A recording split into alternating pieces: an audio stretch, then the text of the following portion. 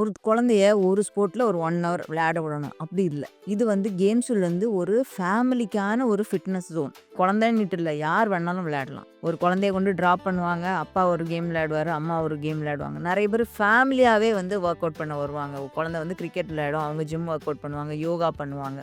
ஆக்சுவலா டெய்லி வந்து ஒரு மோர் தென் 150 கிட்ஸ் அதாவது badminton, football, swimming, squash, tennis இதில வந்து நாங்க ட்ரெயின் பண்றோம். ஸோ குழந்தை வந்து பேட்மிண்டன் விளையாட போகும்போது, அப்பா வந்து வாக்கிங் போலாம். இல்ல ஜிம் போலாம். இவ்வளவு ஆப்ஷன்ஸ் வந்து நாங்க குடுக்குறோம். ஸோ இது வந்து ஒரு ரிகரஸ் வந்து ஸ்போர்ட்ஸ் ட்ரெய்னிங்கிறத தாண்டி ஒரு ஃபேமிலிக்கான ஒரு ஃபிட்னஸ் டைம். ஒரு ஃபன். அதிலயே வந்து ஒரு பாண்டிங் கிடைக்குது. ஸோ ஒரு அப்பா காலையில எந்திரிச்சு வரும்போது ஆட்டோமேட்டிக்கா ஒரு குழந்தை தானாவே எந்திரிச்சு வரும். ஒரு ரூஃப்ல நெறைய ஸ்போர்ட்ஸ் விளையாடக்கூடிய ஒரு ஸ்பேஸா இருந்தாலும், ஒரு ஃபேமிலிக்கான ஒரு ரூஃப்க்கு கீழ நெறைய மெமரீஸ் கிரியேட் பண்ற ஒரு ஸ்பேஸா தான் நாங்க இத பார்க்குறோம். எல்லாருமே வந்து ஒரு ஃபன்னான ஒரு பிளேஸா தான் இத பார்க்குறாங்க. குழந்தைங்கள நீங்க கிரவுண்ட்ல விளையாடும்போது பார்க்கலாம். இது வந்து ஜஸ்ட் கோச்சிங் கிடையாது. இது வந்து ஒரு life style change.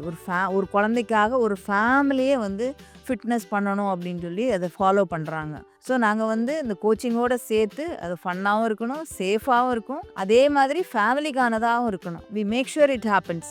So play பண்றதுக்கும், பாண்ட் பண்றதுக்கும் ஃபேமிலீஸ்க்கு வந்து ஒரு பெர்ஃபெக்ட்டான ப்ளே கிரவுண்ட் வந்து கேம்ஸ்வில்.